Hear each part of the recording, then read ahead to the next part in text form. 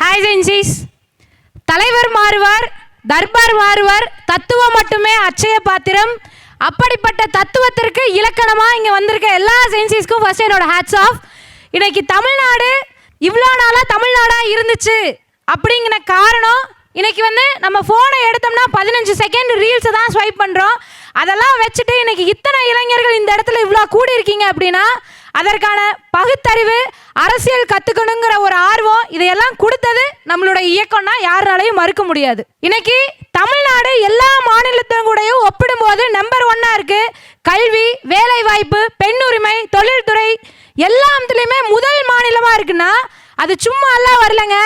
85 வருஷம் திராவிட இயக்கம் போராடி பெற்று தந்தது. இதுக்கு இன்னைக்கு இந்த ஜென்சிஸ் இன்னும் பல மடங்கு கொண்டு போகணும். ஏன் நீங்க கொண்டு போகணும்னு சொல்றேன்னா, இப்ப இருக்கிற அரசாங்கமும் அமைச்சர்களும் பல மடங்கு உயர்ந்து கொண்டு போய் நம்ம கையில கொடுக்க வேண்டிய பொறுப்பு அவங்ககிட்ட இருக்கு. ஆனா இன்னைக்கோட ரியாலிட்டியை பார்த்தோம்னா எல்லாத்தையும் ஓரமா வச்சுட்டு நம்ம களத்துல இறங்கி நமக்கு என்ன தேவைங்கிறத கேட்கணும். அதுக்காகத்தான் இத்தனை ஜென்சிஸ் இந்த இடத்துல இப்படி கூடி இருக்கீங்க.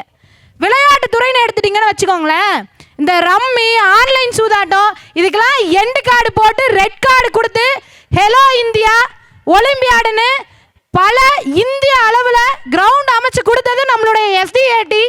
ஆனால் இன்னைக்கு இருக்கிற காலகட்டத்தை பார்த்தா லாட்டரியை கூட கொண்டு போய் விளையாட்டு துறையில் சேர்த்திடுவாங்க. அப்படி ஒரு ஆட்சி தான் இருக்கு. இதை மாற்றணும்னா ரியாலிட்டியை புரிஞ்சுக்கிட்டு இளைஞர்கள் அரசியலுக்கு வரணும். இதுக்காக தான் இவ்வளோ ஜென்சிஸ் இன்னைக்கு கூடி இருக்கோம். ஒன்றும் வேணாங்க, சும்மா இன்னைக்கு நடக்கிறத எடுத்துப்போம். இன்னைக்கு இன்ஸ்டாகிராமில் ஒரு ரீல்ஸ் போடுறோம், அந்த ரீல்ஸு வியூஸ் போகுது. அந்த ரீல்ஸுக்கு கீழே ரூட் மாஃபியாவாக இருந்தாலும் சரி, விர்ச்சுவல் வாரியர்ஸாக இருந்தாலும் சரி, ஃபயர் விடுறீங்களா இல்லை நாங்கள் போட்டால் அதுக்கு உங்களுடைய பாஷையில் கமெண்ட் பண்ணுறீங்களா? அந்த பேச்சுரிமை, கருத்துரிமை, அந்த சுதந்திரத்தை பெற்று தந்த இயக்கம் திராவிட இயக்கம். இதுக்கு தான் அரசியல் படிங்க, வரலாறு தெரிஞ்சுக்கோங்கன்னு இவ்வளோ கத்துறோம் சொல்கிறோம். இத்தனை ஜென்சிஸ் இந்த இடத்துல கூடி இருக்கீங்கன்னா நாளைக்கு உங்களுடைய உரிமை, உங்களுடைய குரல் நீங்க சத்தமா கேட்கணும். அப்பதான் கிடைக்கும். ஜென்சிஸ் எல்லாருமே இப்படி ஒரு களத்திற்கு வரவேற்கப்படுகிறார்கள். கண்டிப்பா ஜென்சிஸ் ஒரு விக்டரியா தான் இருக்கும். இதையும் தாண்டி இன்னைக்கு 7.5 ரிசர்வேஷன் ஒன்று இருக்குல்ல, வட மாநிலத்துல எல்லாம் போய் பார்த்தீங்கன்னா கல்வி உரிமையே மறுக்கப்படுது. குழந்தைங்களே வேலைக்கு போன்னு சொல்றாங்க, அங்கிருந்து வேலை தேடி நம்ம ஊருக்கு வராங்க.